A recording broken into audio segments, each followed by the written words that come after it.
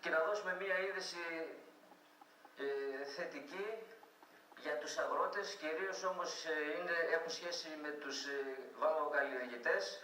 Συνεπώς, αυτή την Πέμπτη συγκεκριμένα θα καταβληθούν από τον ΕΛΓΑ οι αποζημιώσεις από τις βροχοπτώσεις του έτους 2010 στους παραγωγούς, στους τραπεζικούς τους λογαριασμούς, και μιλάμε συγκεκριμένα για τη Λάρισα, για την Καρδίτσα και για τα Τρίκαλα σε επίπεδο περιφέρειας Θεσσαλίας, και υπάρχουν για τους υπόλοιπους νομούς Θεσσαλονίκη, Πιερία, Σερών κτλ. Εδώ να σημειώσουμε το εξής, ότι αυτή την Πέμπτη για τη Λάρισα τα ποσά που θα καταβληθούν σε σύνολο είναι 10,5 εκατομμύρια περίπου. Για τη Λάρισα είναι γύρω στα 2 εκατομμύρια ευρώ που θα δοθούν στους παραγωγούς. Για την Καρδίτσα είναι 1,8 εκατομμύρια ευρώ, και για τον νομό Τρικάλων είναι 500.000. Το βάζω αυτό, το θέτω έτσι αναλυτικά, για να πληροφορηθούν και οι φίλοι κυρίως των Τρικάλων ότι ναι, μεν θα βγουν λεφτά και σε αυτούς, αλλά δεν θα είναι σε όλους τους παραγωγούς. Θα υπάρχει και τρίτη δόση, αυτή είναι η δεύτερη δόση στην καταβολή από τον ΕΛΓΑ για τις βροχοπτώσεις. Θα υπάρχει και τρίτη δόση, αλλά είναι σε σημαντικά μειωμένα ποσά. Συνεπώς, αυτή την Πέμπτη μπορούν να πάνε στην Αγροτική Τράπεζα, στην ΑΤΕ, και να πάρουν τα χρήματά τους από τον ΕΛΓΑ. Επίσης, υπάρχουν και κάποιες άλλες αποζημιώσεις που θα δοθούν αυτή την Πέμπτη, δεν έχουν σχέση κυρίως με την περιφέρεια Θεσσαλίας. Λοιπόν, περνάμε τώρα στο αμέσως επόμενο θέμα, και έχει πάλι σχέση με αυτές τις αποζημιώσεις, διότι περιμένουν οι βαμβακοπαραγωγοί, πέραν των αποζημιώσεων για τις βροχοπτώσεις από τον ΕΛΓΑ, περιμένουν και από τα ψέα. Για τα ψέα, αυτό που μας έχει δηλωθεί επίσημα από την πλευρά του ΕΛΓΑ, δεν είναι κάτι το αυθαίρετο, μας δηλώσαν ότι είναι επίσημη πληροφόρηση αυτή, είναι ότι εδώ και λίγες μέρες, 10 με 15 μέρες, έχει σταλεί στην Ευρωπαϊκή Ένωση ο σχετικός φάκελος προς αξιολόγηση για να εγκριθούν οι αποζημιώσεις μέσω ψέα, και εάν αυτή η έγκριση έρθει, όπως μας είπαν πάντοτε από τον ΕΛΓΑ, αν αυτή η έγκριση έρθει μέσα στο Δεκέμβρη, εντός Δεκεμβρίου, τότε σύμφωνα με δηλώσεις του αρμόδιου υφυπουργού του κ. Δρυβελέγκα, μέσα στο πρώτο τετράμινο πεντάμινο του 2012 θα εκταμιευθούν και αυτά τα ποσά για τους παραγωγούς. Επίσης, μέχρι τέλος του Νοεμβρίου μαζεύονται τα απορίσματα για τις ζημιές του 2011, σύμφωνα πάντα με την ενημέρωση του ΕΛΓΑ, ώστε αρχές Δεκεμβρίου, πριν τις γιορτές, να γίνει η πρώτη καταβολή αυτών για το πρώτο πεντάμινο του 2011. Αυτά όσον αφορά για τις αποζημιώσεις του ΕΛΓΑ. Πάμε λίγο να δούμε πολύ γρήγορα σχετικά με τις παρακρατήσεις της ενιαίας ενίσχυσης από την πλευρά του ΕΛΓΑ.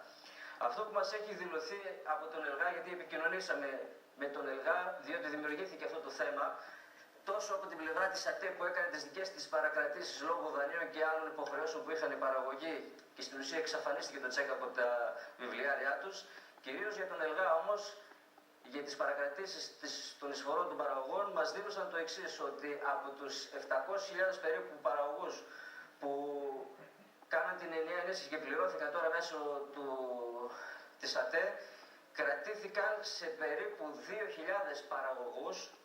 Κρατήστε αυτό το νούμερο, αν υπάρχει κάποια διαφωνία, κάποια άλλη πληροφόρηση, γιατί αυτό που σας λέω είναι από την πληροφόρηση που έχουμε από τον ΕΛΓΑ.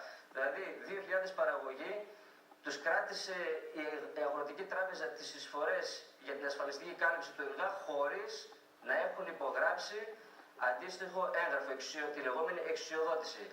Και έτσι μας είπαν από την ΕΛΓΑ ότι σε συνεργασία με την Πασιλείας και τη ΕΑΣ βρίσκεται αυτή τη στιγμή ο ΕΛΓΑ, ούτως ώστε όσοι μάλλον παρακρατήθηκαν αυτά τα χρήματα από αυτούς τους 2.000 και θέλουν να υπογράψουν αυτή την εξουσιοδότηση και να είναι νομότυποι όλοι, το κάνουν αυτή τη στιγμή, αυτή την περίοδο. Μέχρι τις 25 Νοεμβρίου θα κρατήσει αυτή η διαδικασία. Όσοι από αυτούς οι οποίοι συνειδητά δεν θέλουν να υπογράψουν, θα το δηλώσουν εγγράφος στον ΕΛΓΑ, και από τη στιγμή αυτή που θα δηλωθεί ο εγγράφος ότι δεν θέλουν να τους παρακρατηθεί τα λεφτά αυτά που ήταν παράνομα στην ουσία, ο ΕΛΓΑ υποχρεούται και δεσμεύτηκε ότι θα επιστρέψει τα χρήματα στους παραγωγούς μέσω της ΑΤΕ. Και αυτό μιλάμε μέχρι τις 5 Δεκεμβρίου ότι θα πρέπει να έχει γίνει η καταβολή των χρημάτων σε όσους δεν θέλουν να υπογράψουν. Εδώ όμως αξίζει να σημειώσουμε το εξής, είναι ένα πολύ κομβικό σημείο, ότι στην ουσία είτε συνενέσει ένας παραγωγός για να υπογράψει, είτε δεν συνενέσει, είναι ένα και το αυτό.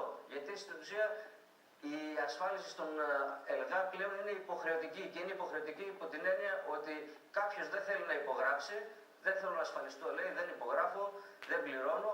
Αυτά τα λεφτά που το αναλογούν για τις καλλιέργειες που έχει δηλωμένες μέσω του ΩΣΔΕ θα πάνε και θα βεβαιωθούν στην αντίστοιχη δόη της περιοχής του και θα οφείλει ο παραγωγός μέσω της εφορίας αυτό το ποσό.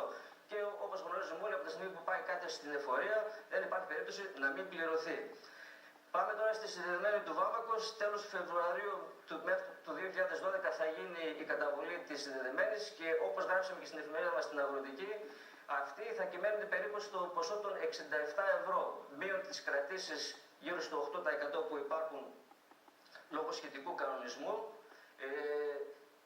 Περιμένουμε δηλαδή γύρω στα 63 περίπου έτσι χοντρικά ευρώ να υπάρχει αυτή η ενίσχυση συνδεδεμένη. Και τέλος για το πλαφόν, όπου υπάρχει και εδώ ένα πρόβλημα, οι τελευταίες δηλώσεις του αρμόδιου υφυπουργού και του συντοπίτη μας του Αστέριου Ροντούλη λένε ότι θα μειώσει το πλαφόν, δεν έχει αναφερθεί συγκεκριμένα στο πόσο τα 100 θα υπάρξει αυτή η μείωση του πλαφόν, πάντως θα μειωθεί έτσι ώστε η πλειονότητα, αν όχι στην ολότητα των παραγωγών, να μην αντιμετωπίσουν αυτό το πρόβλημα. Αυτά όσον αφορά για τις αποζημιώσεις και τα λεφτά που ενδεχομένως περιμένουν οι παραγωγοί το επόμενο διάστημα. Επίσης βγήκε στον αέρα και η λεγόμενη πρόσκληση, ένα διευκρινιστικό μάλλον είναι, σχετικά με τους καπνοπαραγωγούς σήμερα, όπου θα ξεκινήσει το πρόγραμμα της αμυψισποράς που επιχορηγείται με 60 περίπου ευρώ το στρέμμα, καθώς και το σύστημα της ολοκληρωμένης διαχείρισης, όπου αυτό είναι γύρω στα 93, αν θυμάμαι καλά, ευρώ το στρέμμα. Αυτά όσον αφορά με την τρέχουσα επικαιρότητα και τη λεγόμενη ρευστότητα. Να περάσουμε αμέσως στην κουβέντα μας. Έχετε τη δυνατότητα εσείς ως τηλεθεατές